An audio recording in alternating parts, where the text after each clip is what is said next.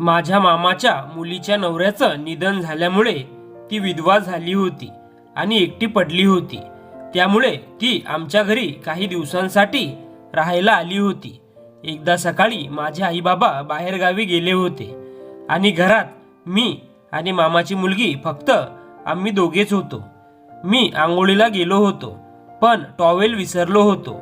मी आवाज दिला, मला टॉवेल हवा आहे, मी टॉवेल विसरलो आहे। त्यावर ती टॉवेल घेऊन आली। मी बाथरूमचा दरवाजा थोडा उघडाच ठेवला होता।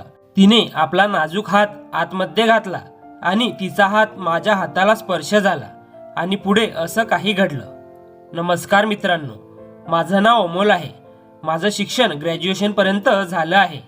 आमच्याकडे 4-5 एकर शेती असल्यामुळे आणि योग्य नोकरी मिळत नसल्यामुळे मी शेतीच करायचं ठरवलं। खरं तर मला नोकरी मिळाली असती तर बाहेरगावी जावं लागलं असतं, पण मला आई वडिलांपासून दूर राहणं अजिबात आवडलं नसतं। म्हणून मी गावीच राहून शेती करण्याचा निर्णय घेतला। इंटरनेटवरून बराच अभ्यास करून मी शेतीत नवनवीन प्रयोग करत होतो आणि त्यातून चांगले पैसेही मिळवत होतो। माझ्या मामाच्या मुलीच्या नवऱ्याचं 2 वर्षापूर्वी निधन झालं होतं। एकदा संध्याकाळी आई बाबा बोलत असताना हा विषय निघाला। आई मला म्हणाली, अरे ऋतुजा खूप एकटी पडली आहे। तुझे मामा म्हणत होते की तिला काही दिवसांसाठी तुमच्याकडे घेऊन जा। तू उद्या जाऊन तिला घेऊन येणार का? खरं तर ऋतुजावर माझं एकतर्फी प्रेम होतं, हे मी कधीच तिला सांगितलं नव्हतं।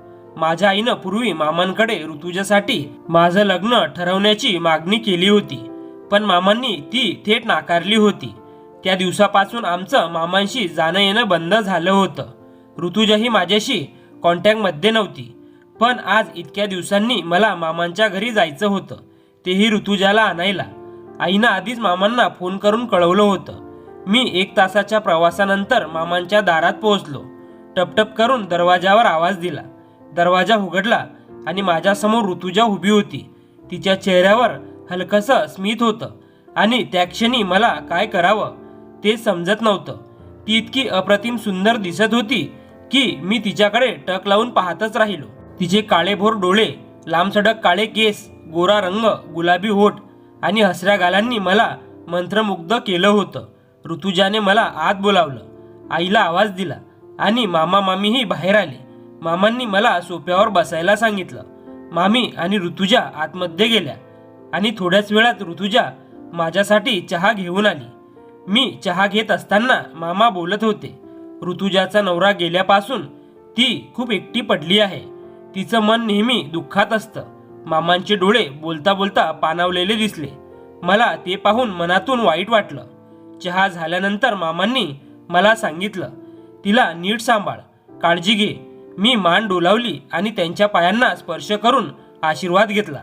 नंतर मी गाडी काढली। ऋतुजा पाठीमागे बसली। सुरुवातीला प्रवास छान चालला होता, पण काही ठिकाणी रस्ता खराब होता। अचानक एक मोठा स्पीड ब्रेकर आला। मी जोरात ब्रेक दाबला। पाठीमागे बसलेली ऋतुजा तोल जाऊन सरकत आली आणि माझ्या कमरेभोवती घट्ट मिठी मारली। त्या क्षणी माझ्या अंगावर रोमांच उभे राहिले। ऋतुजाला स्वतःचं वागणं जाणवलं आणि ती लगेच लाजून मागे सरकली। सॉरी असं हलकेच म्हणाली। मी रिअर मिररमधून तिच्याकडे पाहिलं। तिचा लाजलेला चेहरा, चमकणारे डोळे आणि गुलाबी गाल मला आणखीनच भावले। खरं सांगायचं तर ऋतुजा माझं पहिलं प्रेम होतं आणि ती माझ्या आयुष्यात पुन्हा आली याचं मला अप्रतिम समाधान आणि आनंद वाटत होता। ती थोडी स्थूल झाली होती, पण तरीही इतकी सुंदर दिसत होती की माझ्या नजरा तिच्यापासून दूर जात नव्हत्या। माझ्या मनात एकच विचार सतत फिरत होता, जिच्यावर मी मनापासून प्रेम करतो ती आज माझ्या सोबत आहे। काही वेळात मी घरी पोहोचलो। आई बाबा घरीच होते। त्यांनी ऋतुजा आणि माझी नजर पडताना पाहिली। तिला चहा दिला आणि मग ऋतुजा आईबाबांशी गप्पा मारायला लागली। मला शेतातलं काम होतं, त्यामुळे मी शेतात गेलो। ऋतुजा आमच्याकडे येऊन 4-5 दिवस झाले होते, पण ती फारच कमी बोलत होती। आधीची ऋतुजा आणि आता आमच्याकडे आलेली ऋतुजा यात खूप फरक होता। हळूहळू दिवस जात होते। ऋतुजा आईला स्वयंपाकात मदत करत होती, बाबांची काळजी घेत होती, घराची साफसफाई करायची, आईला स्वयंपाकात हातभार लावायचा आणि कधीकधी आम्ही शेतात असलो की तिने आमच्यासाठी बनवलेलं जेवण पिशवीत घेऊन यायचं. कधी कधी आम्ही शेतातच एकत्र जेवण करायचो. मी चोरून ऋतुजाकडे पाहायचो. ती फार सुंदर दिसत होती. पाहता पाहता 15-20 दिवस झाले. ऋतुजा खूपच समजूतदार, स्वावलंबी आणि आमच्या घरातली एक सदस्य बनली होती. ती आता शेतातील खुरपणे, मळणीची कामे करायला लागली होती. आईसुद्धा तिचं प्रेमाने कौतुक करत होती, कारण ती तिच्या भावाची मुलगी होती. मामांनी आमच्या लग्नाला नकार दिला असला तरी आईने कधीच ऋतुजाला त्रास दिला नाही. आमच्या नजरा सतत एकमेकांकडे फिरत होत्या. एकदा ऋतुजा किचनमधून बाहेर येत होती आणि मी गाडीची चावी आणायला जात होतो. अचानक दरवाजात आमची टक्कर झाली. ती पडणार होती, पण मी तिला पकडलं आणि तिच्या चेहऱ्याजवळ माझा चेहरा आला. आम्ही एकमेकांच्या डोळ्यात पाहत होतो. हळूहळू आमचे शरीर जवळ येत होते. आई किचनमध्ये होती, पण आमचं लक्ष नव्हतं.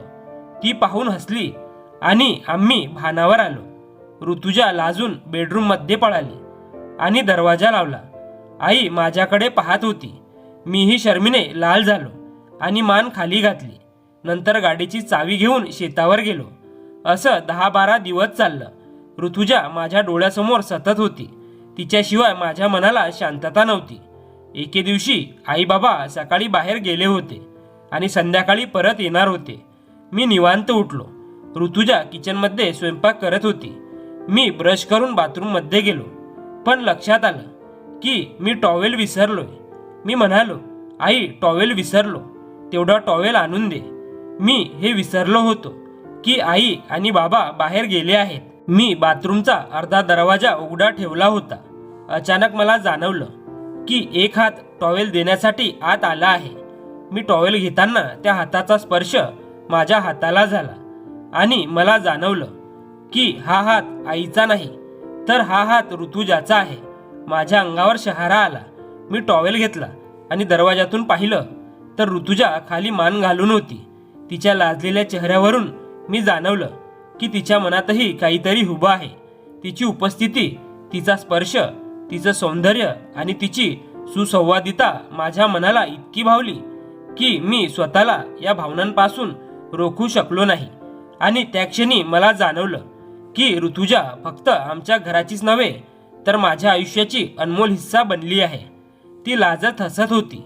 मी दरवाजातून डोकं काढून तिला पाहत होतो आणि ती सुद्धा माझ्याकडे वरती पाहू लागली. ती लाजून बेडरूममध्ये गेलेली होती. मी भरभर कपडे घालून माझ्या रूममध्ये गेलो आणि केस विंचू लागलो. कपडे व्यवस्थित घालून बसलो. तसंच अचानक लक्षात आलं की पूजाने माझ्यासाठी नाश्ता तयार केला. तिची वाट पाहत बसलो. काही वेळात ती नाश्ता माझ्या खोलीत घेऊन आली. मी तिच्याकडे पाहत होतो. ती आज खूप सुंदर दिसत होती. तिला खूप सुंदर साडी घातली होती. केस मोकळे सोडले होते. तिच्या केसांच्या 2 बटा, तिचा सौंदर्य आणि सजावट मला थक्क करून टाकत होता. तिने टेबलावर नाश्ता ठेवला आणि जाऊ लागली, पण मी तिचा नाजूक हात धरून माझ्याकडे ओढलं. तशी ती माझ्या बाहुपाशात आली. आमचे डोळे एकमेकांना भेटले आणि त्या डोळ्यात मी खोलवरचे प्रेम पाहू शकत होतो. ऋतुजाही माझ्याकडे हळूहळू प्रेमाने पाहत होती. हळूहळू माझे होठ तिच्या गुलाबी ओठांजवळ गेले आणि मी एक हलकसं चुंबन घेतलं आणि ऋतुजाही माझ्याकडे प्रेमाने चुंबन घेऊ लागली. आमचं एकमेकांवर प्रेम व्यक्त होत होतं. आम्ही घट्ट मिठी मारली आणि आनंदाने भरून गेलो.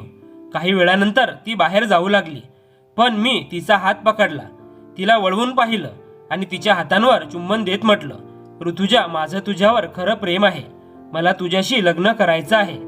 खरं तर तुझं लग्न अगोदरपासूनच मी तुझ्यावर प्रेम करत होतो. तुझे सौंदर्य, तुझं बोलणं, तुझ्या उपस्थितीने मला नेहमी आकर्षित केलं.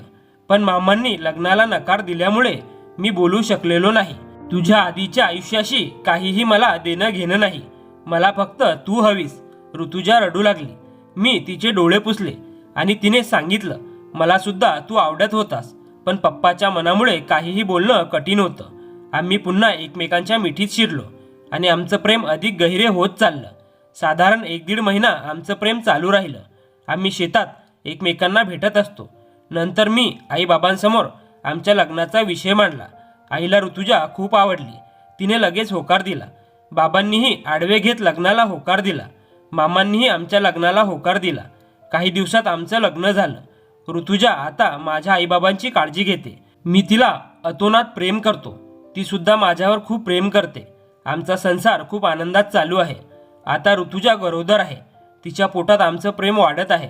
मित्रांनो, तुम्हाला काय वाटतं? मी तिच्याशी लग्न केलं बरोबर केलं की चूक? कमेंटमध्ये नक्की सांगा. खरं प्रेम ही फक्त आकर्षण किंवा भावना नसून समर्पण, सहानुभूती आणि विश्वास यावर आधारित असतं. जीवनात अडचणी, विरोधक किंवा परिस्थिती कितीही कठीण असली तरी मनापासून केलेलं प्रेम मार्ग काढू शकतं. एकमेकांच्या भावना समजून घेणं, आधार देणं आणि एकमेकांच्या जीवनात सामील होणं हेच खरी नाती टिकवतात.